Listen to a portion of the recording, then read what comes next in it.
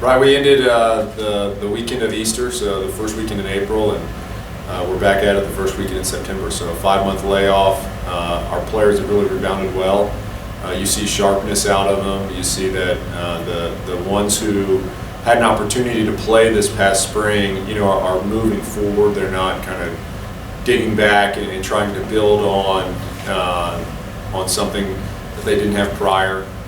They're really moving forward and have done a nice job. Yeah, I mean, you can never put a price on experience, and it'll pay dividends. You see it in the leadership that we had from the summertime. You see it in the way that we practice and the expectation that our older players and our returners have set for our incoming players. And ultimately, we have guys that have high expectations for themselves and are also working at the way to be able to achieve those expectations.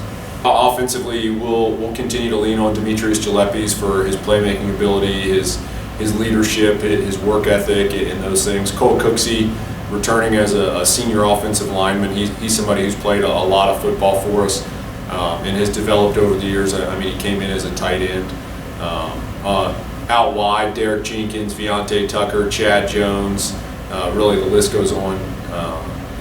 We'll look for those guys to be explosive like we know they can be out wide. I think some of the up-and-comers would be Ronald Robinson Jr., Brady Loader.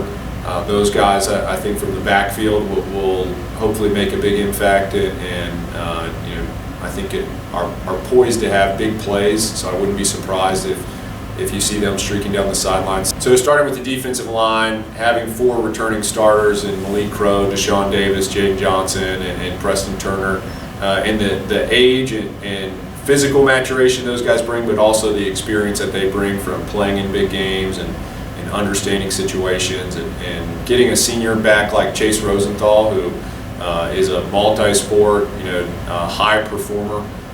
Was really doing great things in track and field as well prior to an injury last year.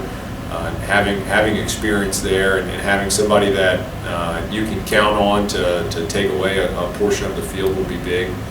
So we look forward to having him return. And then some of the depth that's been developed over that time from Connor Gordon, Val West, Aaron Moore out wide, guys that Sean Harris, guys that had an opportunity to play a lot this past spring, be able to work through the fall and develop themselves as players. And then Brett Tharp on the second level would be a guy that we're going to continually, you're going to have to work to find 41 because he's going to be in a lot of different places. Yeah, I mean, Randolph-Macon has been, they've been the standard of the conference for a while now, and so to be able to play them week 1, regardless of the outcome, I think it'll be a big measuring stick for how our team will be for the rest of the season.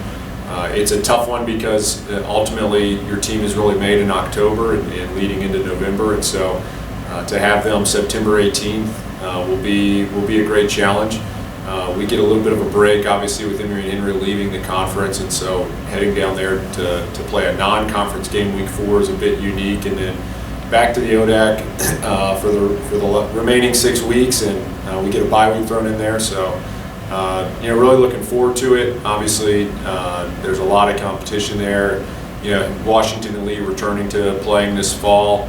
We'll throw in another team that's played towards the top end of the conference year in and year out.